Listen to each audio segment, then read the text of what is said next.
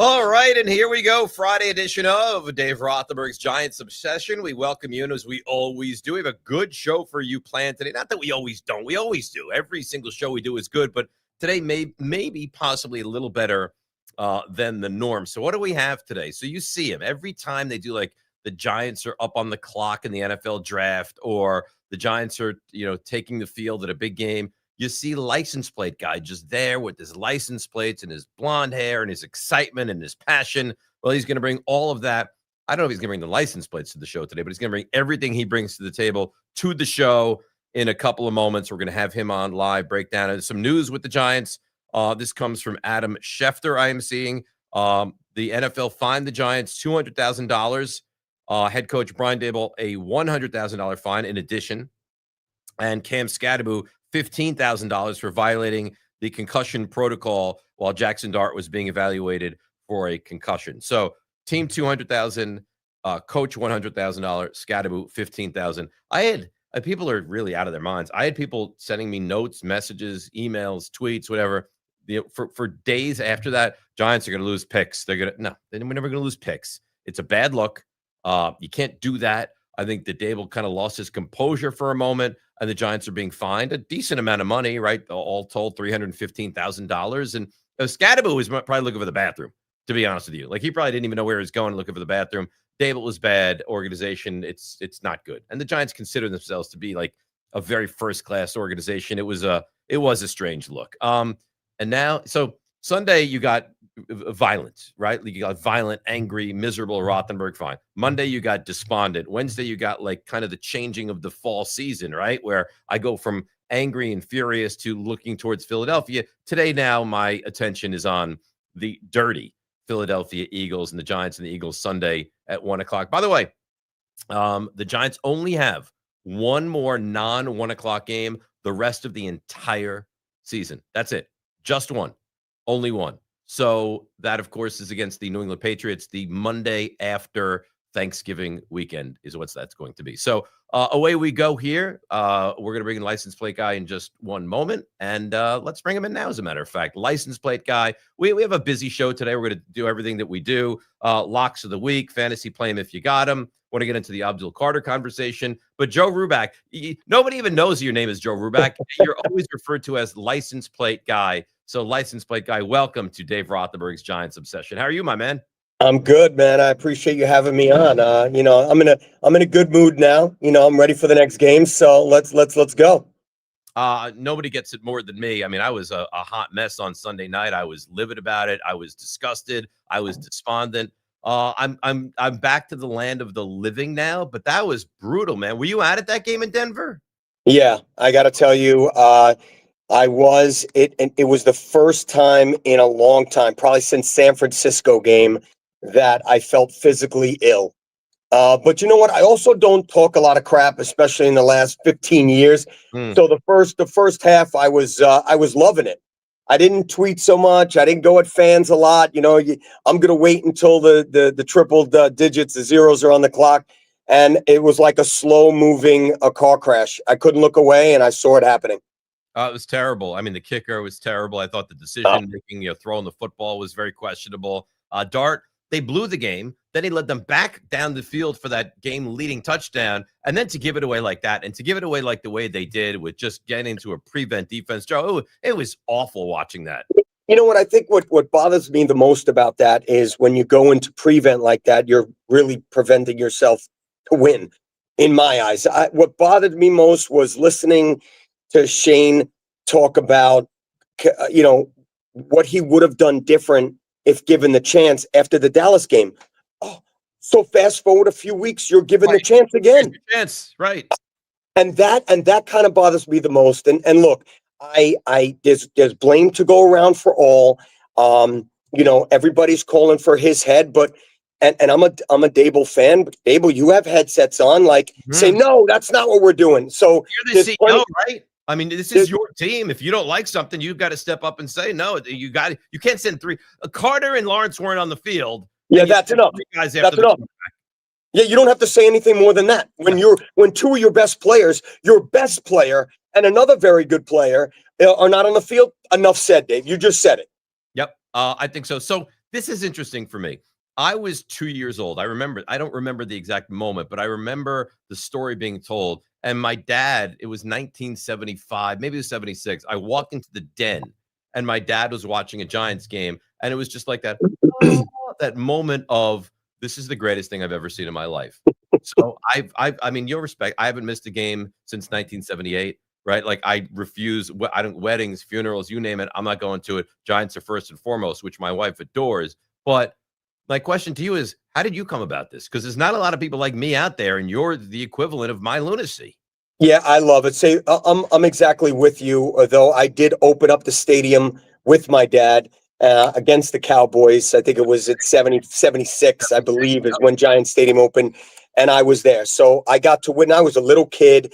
Yep. But we had tickets. We had a couple down low and a couple up top, and it was our ritual. You went to the deli, you got your sandwiches, you brought your carpet to put on the floor for your feet, your newspaper, you got everything going, and you didn't open up your thermos until halftime. So I fast forward all the way. I used to go to 1 or 2 away games with my dad, maybe even my brother, when they were both alive. Unfortunately, they passed, and in 2000, I decided to go to every game. They made it all the way to the Super Bowl, which we don't talk about that much. And I haven't missed a game since. So this is my 25th year, every game home and away. It's unbelievable. I mean, the amount of, just time and energy, because for me, and I give you a lot of respect, man, because by the time I finished watching the game, by the time I finished watching the Broncos game, I was done. Like I was shot, I was spent, I had no energy left. Like physically, I was absolutely exhausted. So you now have to leave the stadium, go to a hotel, get on a plane, fly back. Like that must have been miserable on Sunday into Monday. Yeah, I got to tell you, that's when my amazing race begins. The game ends. I'm already late. I don't really miss work. That's another thing.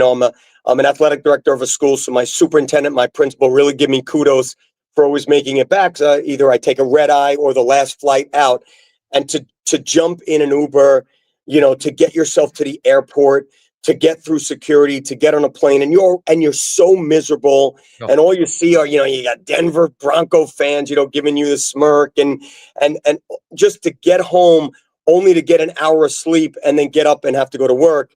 It's not fun. Sometimes it's not fun. It's awful. I remember the one game that I remember. You probably remember this. 1988 Jets Giants. It was a Jets home game, and my dad. Yes, in the corner of the end zone, 27-21. My dad somehow, because tickets were not as accessible as they seem to be now. Yeah. You could never get Giants tickets. And my dad was an accountant and made calls to a client or a friend or something. We got tickets to, that was the week 16, I guess, the Giants and the Jets game. Giants win that game and they win the division. They lose that game and there's a chance they don't get into the postseason. So they lose 27-21, Toon, corner of the end zone, miserable. I see it. Yeah, it was awful. We walked back to the car. You talk about don't say anything. We did not speak. We did not speak on the walk back to the car. We did not speak on the whole entire car ride. We got home, and I said, if you remember this now, the Rams played the Niners that night. And if the Niners won the game and beat the Rams, the Giants would go into the playoffs. The Niners laid down like dogs. Yeah. And I said to my dad before they game, I go, I don't even care. I don't even care. I'm so angry. I'm so upset. If the Giants get in, they get in. If they don't get in, they don't get in. I don't care. He goes, you'll care. I said, what do you mean? Yeah. When they kick off that game, you will be the biggest Niners fan in the world. So I don't know, man. There's not a lot of people that I feel like this unbelievable connection bond to, like I do you. But you've been through these battles. You've been through these wars. Yeah, I mean, it's incredible the things that you take from being a Giants fan. I absolutely love that you just said that, because I remember, look, we could go back and forth with some horrible losses. Same thing with like a Flipper Anderson and then just running into the end zone and running into the locker room. But it's funny walking back with your father, just like you said, and like nothing could be said, and he'll turn around and be like, "What did you say? I didn't say anything. I didn't say anything." So God, that brings back memories. Yeah, no, that's so many memories. So, what do you think about this team right now? Because the expectations were I think were low-ish, and they brought back the same offense, and Russell Wilson is just, doesn't seem all that good right now. Dart seems to have really kind of changed the entire trajectory of this organization. You're around this team. Do you feel that? Yeah, I took a lot of heat because back when they got Wilson and Jameis Winston, I didn't want either of them. I didn't care, Mhm. only because I knew that the team would eventually be turned over to a rook. And it didn't matter if you kept Locke around, Tommy DeVito around. Yes, they're not going to bring it to the promised land. Yes, when they got Wilson, I immediately thought the Giants were 2 games better no matter what. So I understand all that. But at the end of the day, I didn't care. It didn't move the needle for me one bit. And here we are, not moving the needle one bit. And here we are with Dart, who I think Dart and Scatterbo, yeah, I unbelievably cherish the energy that they bring. I Mhm. don't care about the dumb memes being posted. I don't care about anything. We have talked changing culture for over 10 years now. They have changed the culture. What do I feel about the team? I think they're bipolar.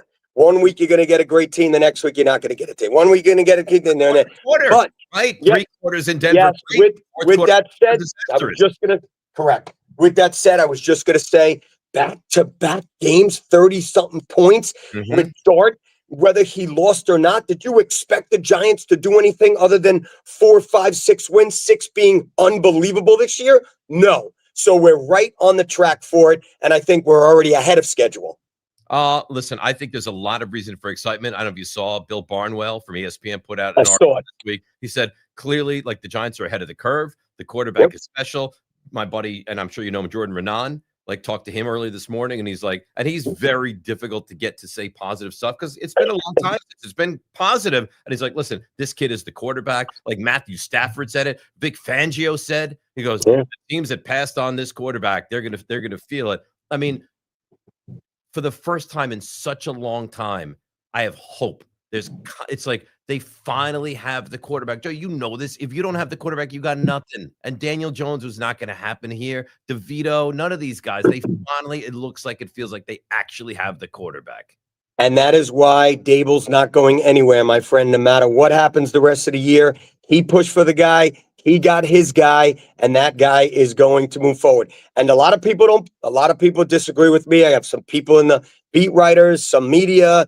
They think that that the romance of Shane and Dable are going to be a little bit messed up. One's going to go, one might stay. I don't know, but I think he pushed so hard for his guy, and he got his guy. He's not going anywhere. All right, so I don't know what I want yet. I mean, for me, it's they have 10 more games, and I'd like to see how it plays out and how he coaches and how the quarterback comes along and all those things. But the one thing I would say on the flip side, I don't know if this is your opinion, you want him back, or this is what you're thinking will in fact happen. They're losing games because of coaching right now. Like they lost the Dallas, in my opinion, they lost that Dallas game because of coaching. They lost the Broncos game because of coaching. Now I think they have to take some blame. I know they turned the players turned it over, but they turned it over 5 times. They should have won that Saints game. Joe, you could argue they probably should be 5-2 right now. The coaches have to take some responsibility for that. I mean, come on. Would they get 2 or 3 delay of games? You're darn right. Coaching has to take responsibility. So I'm gonna go on the same breath that you just said, and that is we got 10 games to prove that your butt better stay here. So you know, I think that if Dart continues to play the way he does, and the Giants fix a couple of things, and they're still putting up 27 to 34 points a game, it'd be very difficult to get rid of him. With that said, this is a business. Heads are going to roll. Maybe one head, maybe 2 heads. Dable and Wink, something happened there, and Wink got shown the door. Dable was able to handpick his defensive coordinator, and he did. What happens from here after that? If you're firing him, shouldn't you be held accountable since you're the one that handpicked him? So you're right. There's 10 more games. We'll see what happens. Yeah, absolutely. So Eagles this week, beating the Eagles 2 weeks ago was one of the highlights that I've got to experience in the last God knows how many years. How do you feel?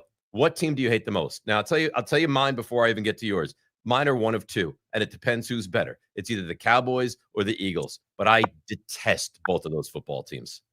Yeah. So look, we're of similar age. You're always going to hate America's team first. They always, growing up, it was only one. It wasn't the Eagles. It was always the Cowboys.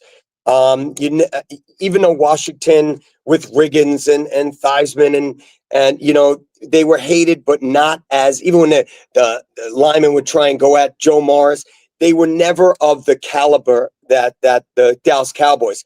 Not until the Eagles started to be good. The fan base we always hated.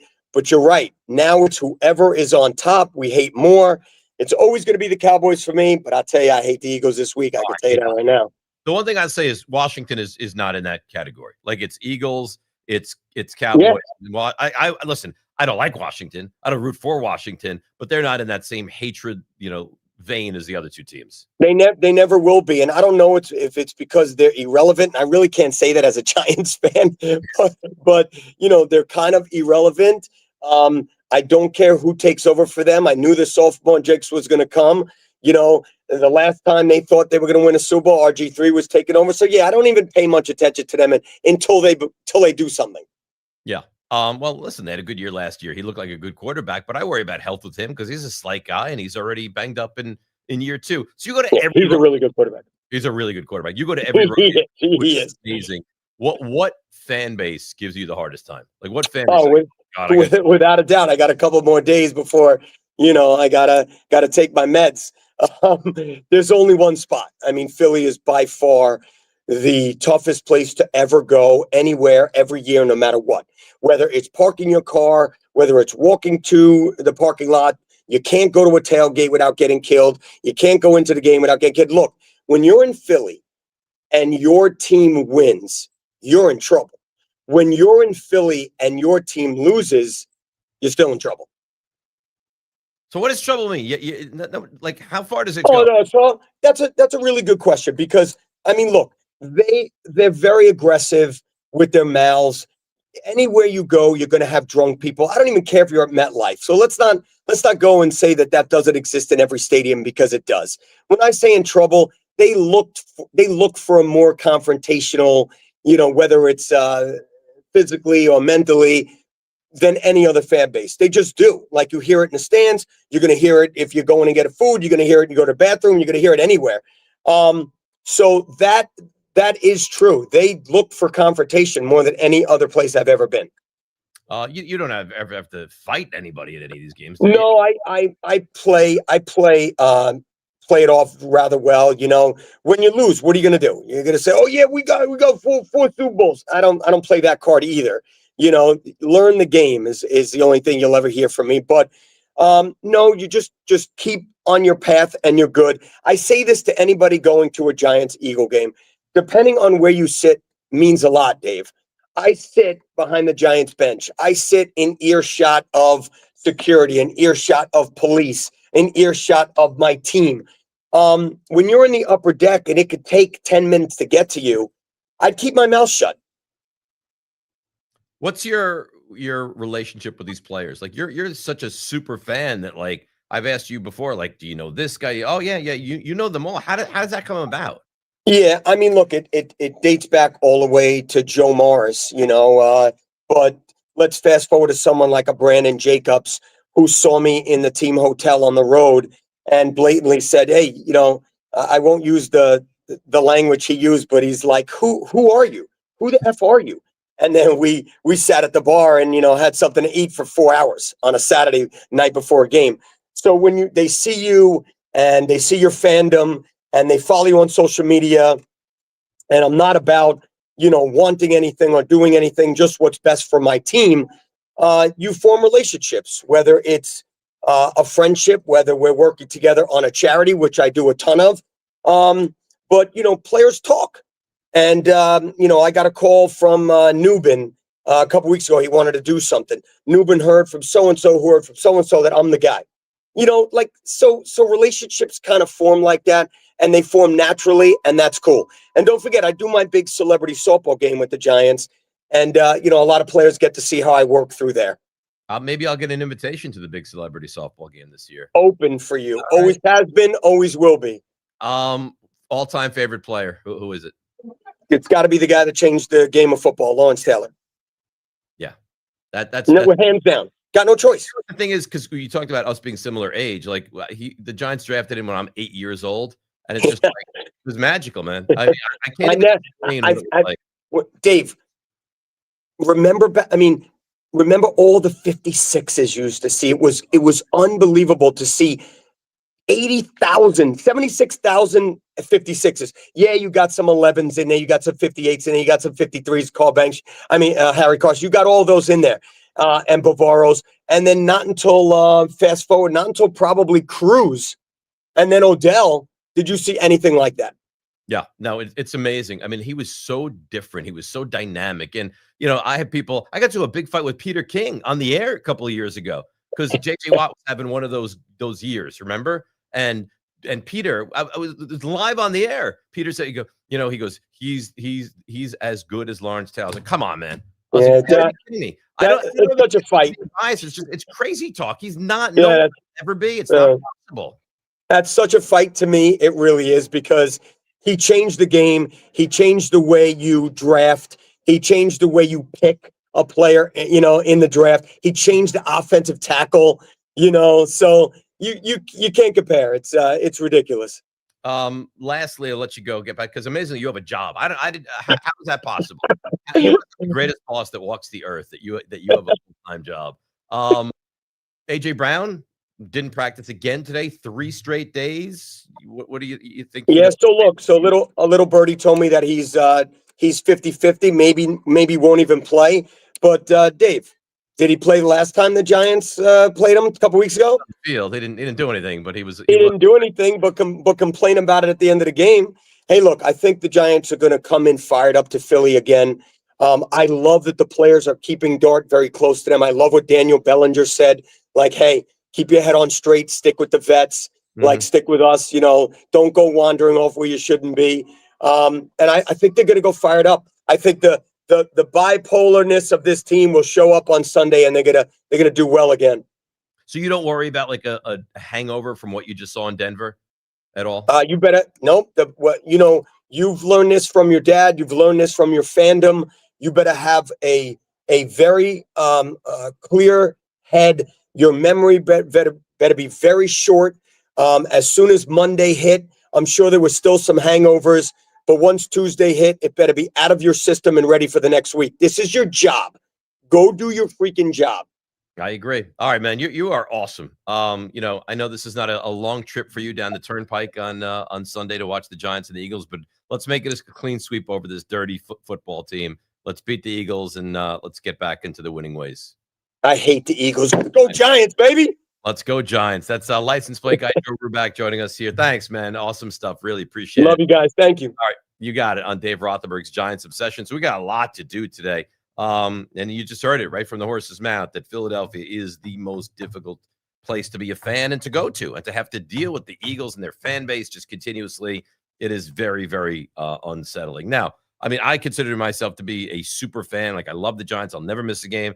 I'm not spending my entire life and fortune to go to every single game. I mean, could you imagine that? I couldn't even do it. If I went out to the game on Denver, I can't make it back for my radio show. I don't want to go into to leave for the Eagles game at 9:00 in the morning, get back at 7:00 at night, and then just no. I give him a lot of credit for willing to do that, but it's going to be quite a battle for the Giants and the Eagles on Sunday. And listen, I've said this numerous times. I stand by it. The Giants are not going anywhere, but there are hurdles. And if you can somehow sweep the Eagles, and I heard a lot of, well, they caught them off guard the first time out. You know what? It's a bunch of crap. It really is.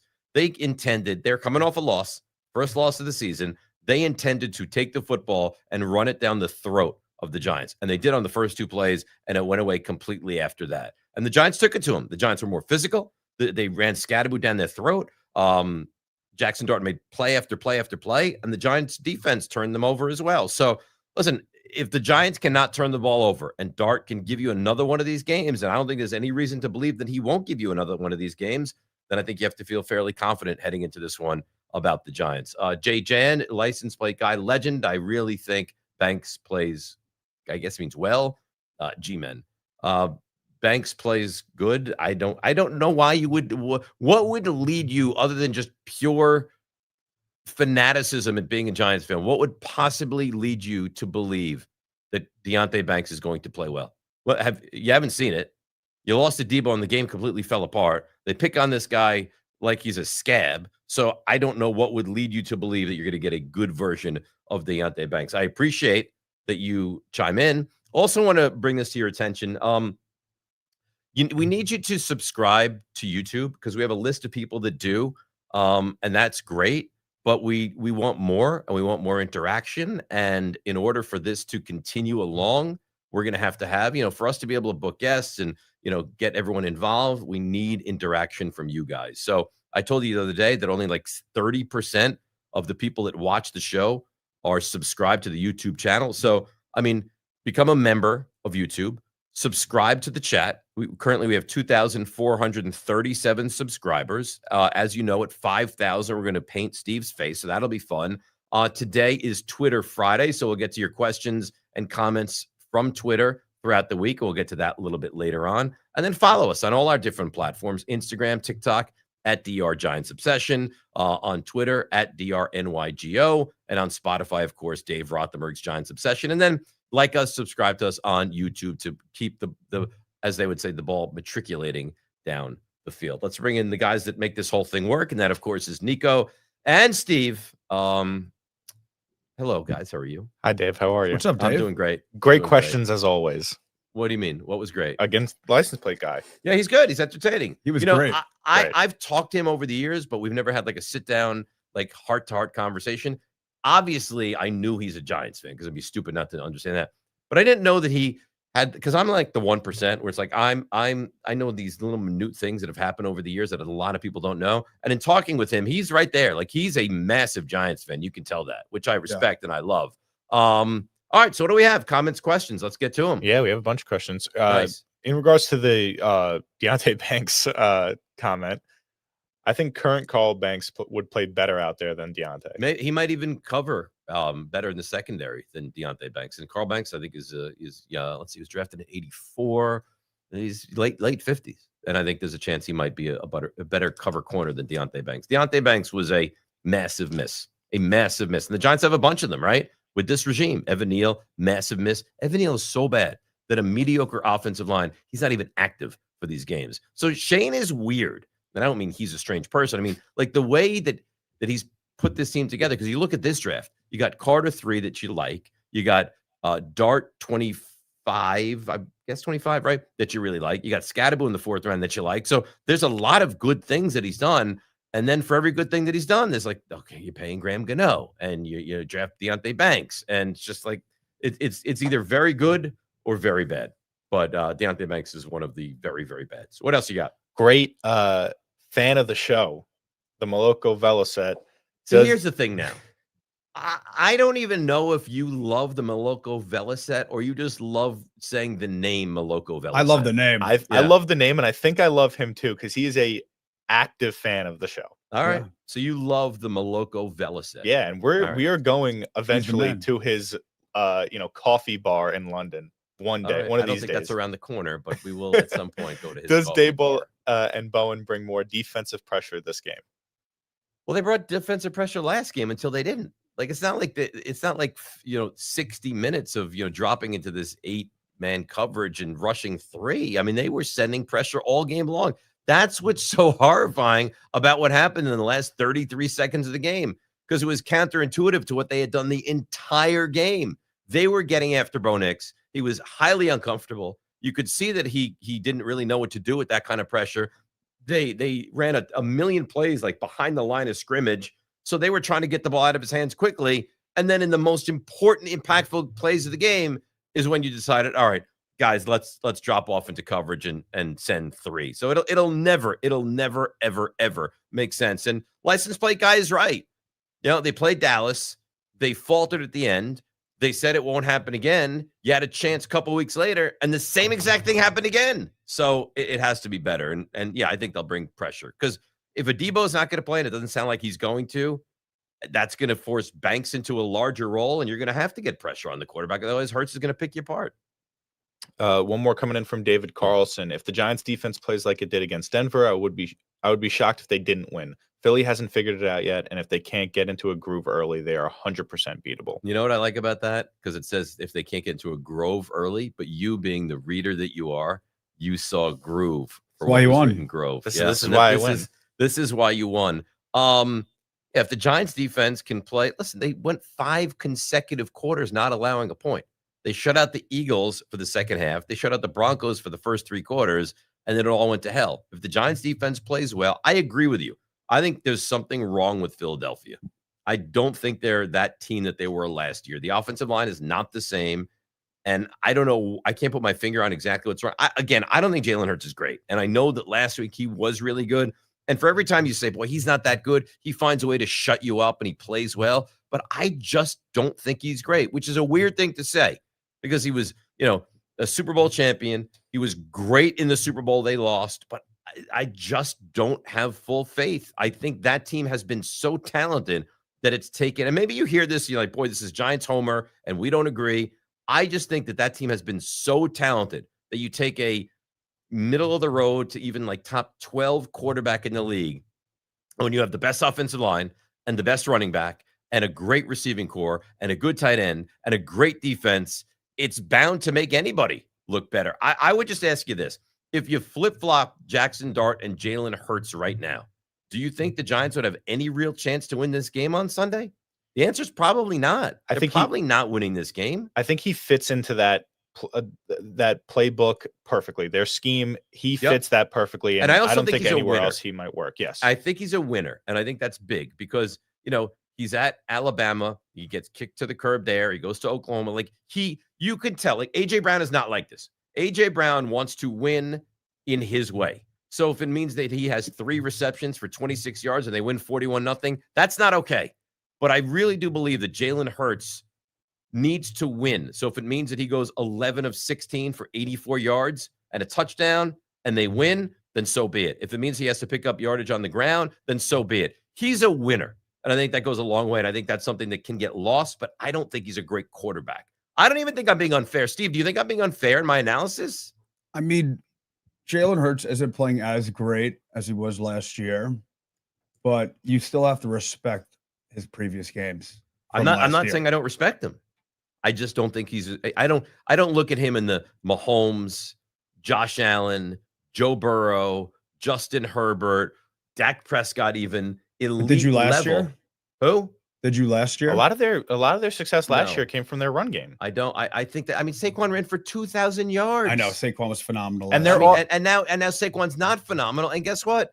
Neither is Jalen Hurts. So let's see what he develops into this week. Anything else? That's Nico. We have a poll. A poll. We did. Yeah, we did a comment poll when you guys were talking about who do you hate more between the Cowboys and the Eagles, and we have 57% of the people said Dallas. 43% said Philly. So a lot more people hate Dallas. That's close though. That's close. I think that license plate guy is right.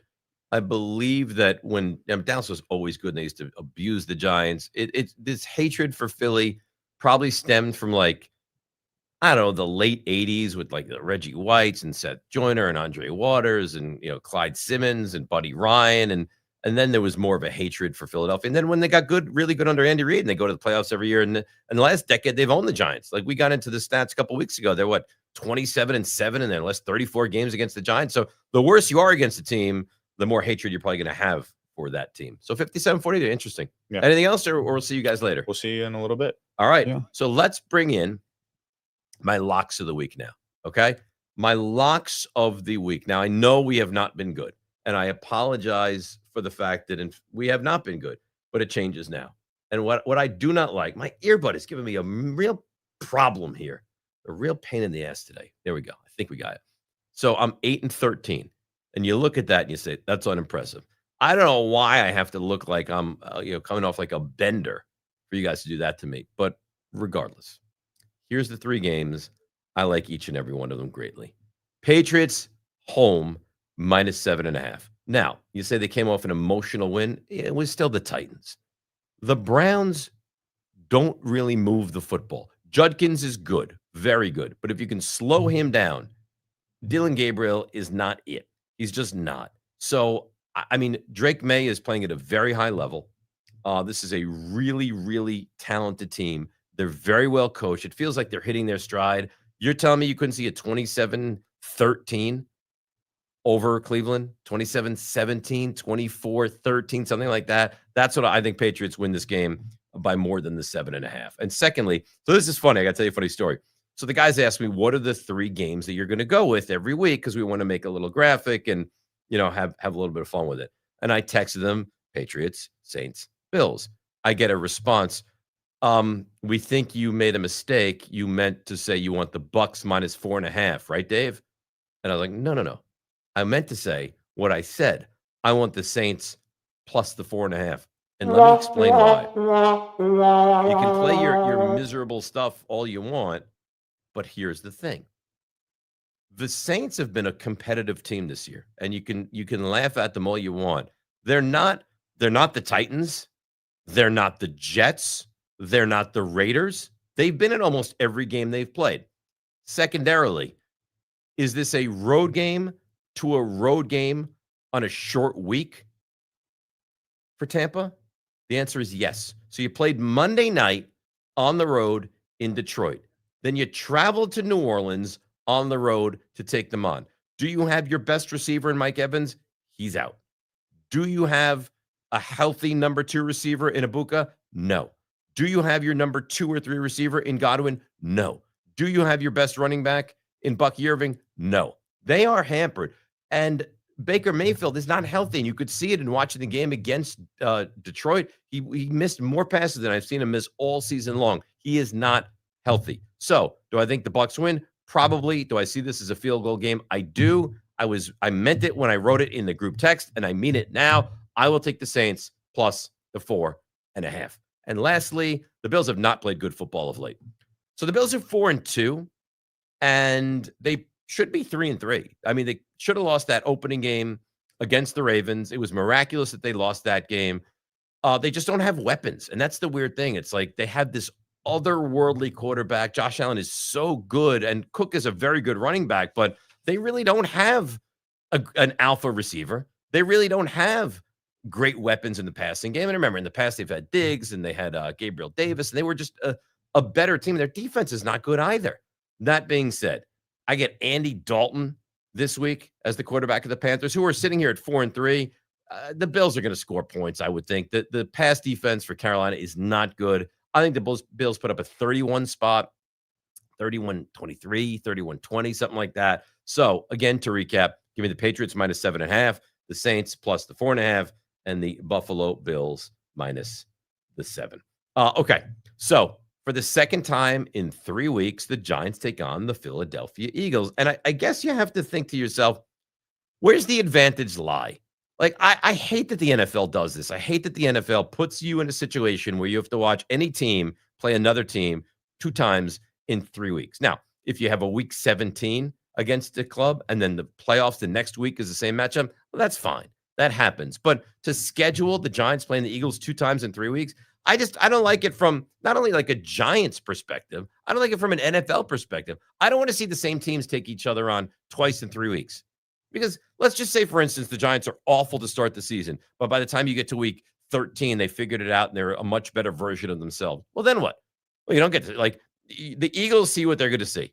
They if there's a guy that's hurt, let's just say, for argument's sake, Malik Neighbors goes down with a sprained ankle and he can't play the first time they play, but the second time they play is 9 weeks later. You're going to get that version of him. It's just, I don't know. I don't like it at all. I hate this two times in 3 weeks.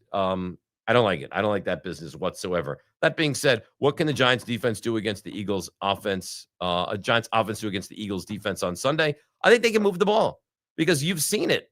I mean, and it's almost remarkable that they're able to do this because the Giants don't have weapons.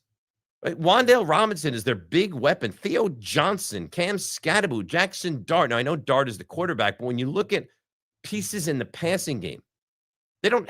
There are no people like they're doing this with Daniel Bellinger and Theo Johnson and Wan'Dale Robinson, and it just doesn't even really make sense that the Giants are putting up 30 points a game. Like, the Giants never score 30 points a game, and now, bereft of talent, seemingly offensively, they're putting up 30 points a game. I don't make it make sense because honestly, it really doesn't to me. But until proven otherwise, I think you have to have the mindset that Jackson Dart is that guy. And I know that you do it with a grain of salt because you're nervous about admitting that we have the quarterback, but he's been terrific in he's been very good in 3 games. And even in the 4th game against New Orleans, where he did make mistakes, he still did things well, right? And again, that was clearly his worst game. He still put up 2 touchdowns early on in that football game. So I just think he has it. I think he will move the football against Philadelphia. And I wouldn't even be surprised if this was a somewhat high-scoring game, something in the high 20s, which amazingly enough, you think about right now and you say, the Giants can win a game that gets into the high 20s because the Giants can score points. Now, speaking of scoring points, they left 3 on the table last week, and it cost them. It now sounds like Graham Gano is going to be the kicker this weekend. Okay. Let me look in the camera and give you a word of advice just to keep me somewhat sane. If Graham Gano is your kicker and you do not activate Younghoe Koo, and Graham Gano gets hurt in the pregame like it's happened numerous times now, you're going to see a version of me which you'll be terrified of. I'm just telling you that right now. I cannot live through another week where the Giants screw up how a kicker works. This should be the easiest decision you have to make. Kicker, check. They don't get hurt, check. Now I can worry about other things. No, not the Giants. The Giants figure out a way to continuously make this happen. So I get texts from the guys who are monitoring, of course, involved in the show. Malik Neighbor still hasn't undergone surgery for his ACL yet. Correct. Because the swelling in his knee is still to an extent that he can't have the surgery yet. So as soon as he can, he will. And he's a professional athlete. He'll recover. I would be very surprised if he wasn't back for week 1 of next season. I want to jump into some fantasy football with you guys. We've been very good here. It's great advice we've given every week, and I don't mean to toot my own horn, but I think we've given really good advice. We go 3 quarterbacks, 3 running backs, 3 receivers, and 3 tight ends. And again, just to give you a little insight into this, I'm not giving you play Jamar Chase because that's lazy and nobody wants to hear that. Everybody knows if you have that level of player, you're going to play that level of player. So we try to give you like that 2nd or 3rd tier, like, oh yeah, play this guy. All right. Caleb Williams was not great last week in any stretch. They won, but he was not great, but he's playing better. And the Ravens defense is bad. And in order to win this game, see, I'd look at this game. It sounds like Lamar's going to play. I look at this game in one of 2 ways. Either Caleb will just play well and they'll put up points, or he won't play well, but Baltimore scores a lot of points, and now he puts up a lot of garbage. Either way, it's fine. Totally fine. Caleb Williams, feel confident playing him this week. Now, in fairness, I did tell you to play him last week, and he was not very good, but he's a better version of what he was last year. Bo Nix. Now, Bo Nix was dreadful through 3 quarters. The Giants held him in check. But here's the thing. The Cowboys defense is really bad. Like, the Giants defense has moments where they're not good. The Cowboys defense is bad. He's going to put up numbers. And also against the Cowboys, you have to put up numbers. You can't go through a game against the Cowboys and put up 17 points and expect to win. You got to put up 27 plus points against Dallas. Listen, his number 1 receiver in Cortland Sutton is really a special player. Mims is kind of coming into his own. Dobbins and Harvey, the running back duo, and they know you can't go into this game thinking we're going to play baby football and not put up 27 points. So I like Bo Nix. And lastly, and this one pains a little bit, but Daniel Jones. I mean, they played the Titans. He's putting up massive weeks every single week. He has an elite running back. He has an elite tight end. He's got very good receivers. He has an elite offensive line. And he can run the football too. So you can get 35 yards rushing from Daniel Jones before you even start.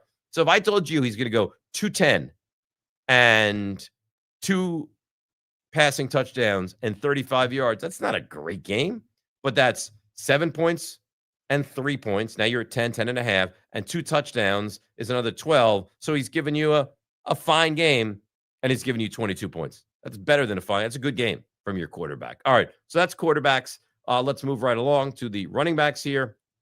You know what? I'm going to go with the hometown guy, and that is Cam Scatterbo. He has proven that, A, he's great at the goal line. B, he can catch passes. He caught a touchdown last week in the passing game. So you're going to get 65 yards rushing on 18 carries. And, one of them will burst out for 18 or 20 yards, and a lot of them will be 2 and 3 yard rushes. But he's going to give you 18 for 65. He's going to catch 3 passes for 27 yards. He's going to give you a touchdown. And all of a sudden you look up, you're like, oh, wait a minute. So 6, 9, I got 16 points from a guy that's like a fine running back. That's a good number, especially with the amount of buys that you have this week. So if you have David Montgomery, he's on buy. If you have Jahmyr Gibbs, he's on buy. Like there's a tremendous amount. I think 6 teams in total are on buy this week. I'm just bringing up the teams that are on buy. So if you have a Cardinals, right? So the new running back Bam down there, he's on buy. Both running backs in the Lions are on buy. Travis Etienne on buy. Ashton Genty, I know he's underwhelmed you. He's on buy. Kyron Williams, buy. Blake Corum, buy. Kenneth Walker, buy. Charbonnet, buy. So you're desperate for running backs this week, and I'm giving you some guys that should be good.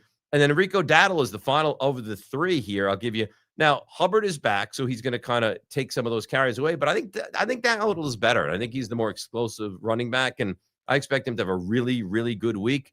Buffalo's run defense is not good. Carolina has proven they can run the football, and he can catch the ball in the passing game as well. So I don't think it's going to be a massive game from Daddle, but I think you're looking at a 15 to 17-point game, which, again, with the amount of running backs on bye this week, is, in fact, a good week. All right, let's go to wide receivers here, and let's bring those guys up. Rashee Rice he is terrifying. All right, they have Worthy, they have Kelsey, they have Pacheco. This is not what we've seen the last couple of years from the Chiefs now. The last couple of years, the Chiefs were kind of going through the motions, and they would, if they needed to score, if they allowed 20, they'd score 21. If they needed a late field goal to win the game, 24-21, they'd get it. It doesn't feel like it's like that now. It feels like we're going to go out there and we're going to put up 35 points. And if you can put up none, we'll shut you out and crush you. If you put up 17, we'll beat you by 2 touchdowns. If you put up 31, we'll be in a shutout. But this is a different Chiefs team right now. And Rashee Rice he looked terrific in week 1. He hasn't skipped a beat. He doesn't even have the wear and tear that a receiver would have heading into week 8. I love him this week. Absolutely love him against Washington. Zay Flowers. People picked him too early in this draft, and then people kind of have fallen out of love with him. But it looks like Lamar is going to come back this week. Zay Flowers is going to have a big week, so you want to get him in your lineup. And again, I don't think this is homerism. I think it's being fair. Wan'Dale Robinson is the Giants' best receiver right now, and it's not really all that close. Someone's going to catch passes, and he's really the only guy that can. In fact, he's how about this? The only receiver that caught a pass for the entire game last week was Wan'Dale. Jalen Hyatt didn't have a catch. Little Jordan Humphrey didn't have a catch. Bo Collins didn't have a catch. It was Wan'Dale. It was Theo Johnson. It was Daniel Bellinger. And it was Cam Scatterboot. That's it. And that will continue. That Wan'Dale will put up another good week. And then we turn our attention to the tight ends. And Mark Andrews. I think the Ravens are going to answer the bell with a force this week. I think they're going to put a lot of points. I don't love the Bears as far as stopping the Ravens offense. And remember, the Ravens have been bad for weeks now, but not with Lamar under center. So I think Andrews will have a good week, and he started out slow, but it's gotten better as the season has gone along. I gave him to you last week, and he did not do a lot. Evan Ingram. Cowboys defense is bad. Even if the Cowboys wind up winning this game, the Broncos will move the football effectively. So if you have anyone that you're kind of on the questionable side of things with being a Bronco player, get them in your lineup, because it's probably the way to go. And I know that he's not worthy of the 4th pick in an NFL draft, because I don't think most tight ends are. And Kyle Pitts was the guy for years that you look at, you say, they took him 4. Like, how could you take him 4? So he's not worthy of that, but he's good. And they take on the Dolphins this week. And now it's in a controlled environment in the Dome down there in Atlanta. He's going to have a big week. So you want to get him into your lineup as well. So there you have that. We gave you quarterback, we gave you running back, we gave you receiver, and we gave you tight end as well. Guys, let me bring you back in, because I know that we're doing the little the Twitter Friday update here. Do we have some questions and comments off of Twitter that we can get to now? Yes, we do. Oh, nice. We actually had a really big boost in a lot of our Twitter comments this week. Thank you, everyone, for commenting on our video about the Giants. I think it was when it was losing. It doesn't matter when it was, Nico. Right. You're boring me. Come on, get to it. Let's go. Here's your number one. I don't have the name, but let's do it. And it is a confirmation of your parlay that you put that did not hit.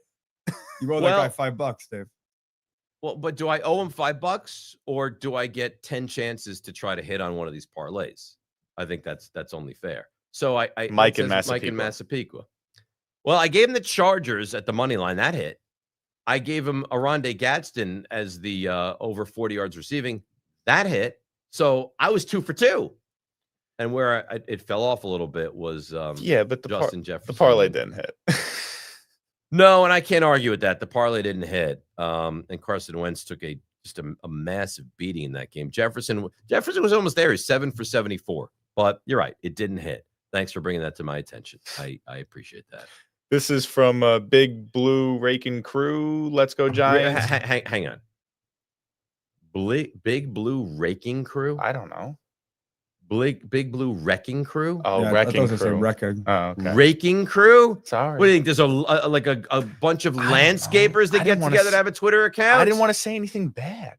Well, Big Blue Raking Crew? I don't know, Dave. Oh, man. Hi, Dave. As much as it absolutely killed me yesterday watching how the Giants game ended, I had one iota of solace. It was that Daboll and Shane era is hopefully one step closer to being over once and for all. I don't know. I truly do not have an answer for you. I don't know what's going to happen. I've said this before, and I've told you again, I'm not doing it now. I'm not going to go in week to week to week thinking if they win, they stay. If they lose, they go. Let me get through the season. Let me watch this team with the new quarterback and a new feel to this offensive system, play 17 games, and then I will determine whether or not they should bring back Daboll, Shane, either, both, neither. And that's my take. So if the Giants go out and beat the Eagles 41-0, that's awesome. But I want to take until the end of the season. I think that's fair to determine how I feel and what should be done with this regime. What else do you have? From James Anun 38214. What a disgrace. How can you say coaching isn't a problem? I think it's a problem. I think it's a problem. I just don't know if it can get better. And my concern is, right now, if you told me I had to make a decision, I would say that you probably would make a change at coach. But if you make a change at coach and you get better in the, time management, and some certain things do get better, right? And now you take a step back because you don't have the progression from the quarterback that you've seen. Is that a step forward? Or is that just you're treading water? So I'm leaning towards I would make a move. All I'm saying is let me see how the rest of the season plays out, and then I'll tell you what my opinion is of what the Giants should do. Last one coming in from L Runner 1975. This is the best thing you will see all weekend, and exactly what I was waiting for as a Giant. As the Giants choke it away. Can't wait for the show tomorrow. I want Dave in full meltdown mode for the whole show. Do not hold back. And you didn't. Here's what I don't understand. Here's what I don't understand. Why is there such a fascination with me getting upset and having a meltdown? Like, why can't I just be? Why can't I love the Giants.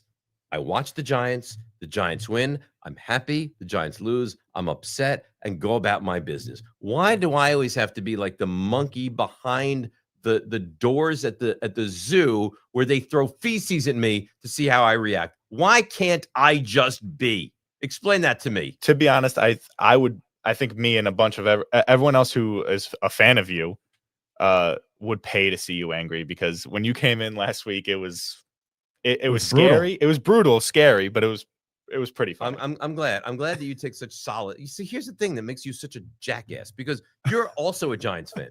No, I get it. So how could you be like, oh, watching you melt down after the Giants blew an 18-point lead in the fourth quarter? That was fun. That was really great. Because all my life I've been you, and everyone looked at me and I was the one who did that, like lash out. But now I get to watch you do it, and it makes me feel better about myself. Right, well, I'm glad it puts you in a good mood. I'm glad it makes you happy. I'm glad all these things are really working for you, because what I've seen, I can't sit there and watch a team blow a 19-0, 26-8, 32-30 lead. I can't do it. So I'm glad that at least there are some people out there that are enjoying what's happening right now, because for me, it's awful. I can't watch it. Okay. I can't watch 5 turnovers against the Saints. I can't watch blowing numerous leads against the Broncos. I can't watch it. So I'm glad that it's enjoyable for you guys. All right. The parlay review, we went over it. We went 2-2. 2-2 is not good enough in a parlay situation. You got to go 4-0. We did not. I apologize, but again, we're going to hit. Right. So there it is. Chargers on the money line. That hit easily. Wentz over 222. Man, I thought Wentz was going to wind up in the hospital last night. So what did he throw for? I'm bringing up his number right here. He threw for 144. So we weren't really close with that. Jefferson 80.5. We were just shy of that. He went for 74, and Gadsden over 42.5. I got to tell you, man, and this is just separate and not concerned with anything else. This Oronde Gadsden is a real problem. When you look at McConkey and you look at Keenan Allen and you look at Quentin Johnson and you look at Gadsden, and when Hampton comes back and Slater comes back next year and Joe Alt and Herbert, the Chargers are going to be a real massive problem. All right. I predict. Let's go from the failed parlay to the I predict version of this show. Now, I predicted this last time as well, and I was wrong. I also look maniacal in this photo. I'm uncertain why the guys put this one up there. Saquon has to touch the football. I'd love to be wrong. I'd love to get to the end of the game. It's like, all right, Saquon had 11 for 38 yards. How is that even possible? I can't imagine that Philadelphia is dumb enough to not get the ball in the hands of their best playmaker, especially if A.J. Brown, who is not practiced at all this week, is unable to go.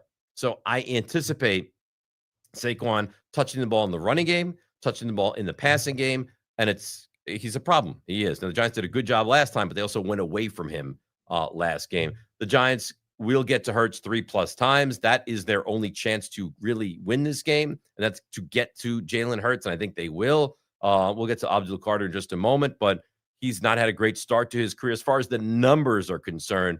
Burns has. I think Burns got to Hurts twice last time they played, and I would think he'd get to him again. And listen, the offensive line for Philly is good. It's not as good as it's been.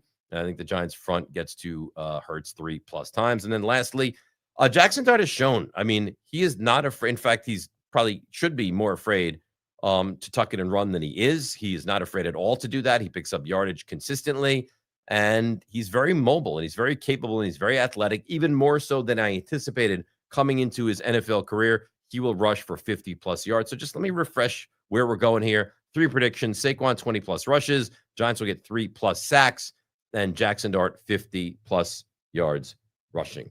One more thing that I wanted to get into with you right now, and that's Abdul Carter.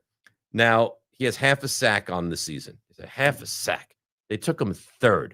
How does he have half a sack? Well, let me run through some of the numbers that tell a different story, okay?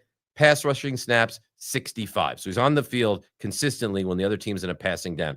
He has 27 pressures. 27 pressures, leads all rookies. His win rate is hitting at 12.4%, leads all rookies. And I don't know if you are a PFF apologist or not, but his PFF pass rush grade is 75.4, also leads all rookies.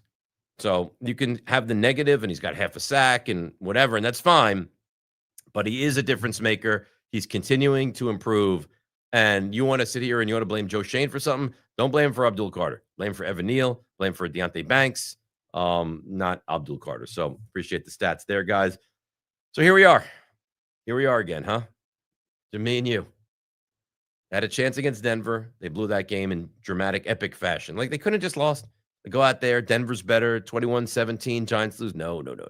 Giants had to find a way to lose that game. They beat up on Philly last time they played. Will they do it again? I don't know. I'll tell you one thing. We'll be back Sunday, 7:30 Eastern time, to break it down with you guys. We were ecstatic last time out against Philly. We were heartbroken last time out against Denver. How do we feel this Sunday?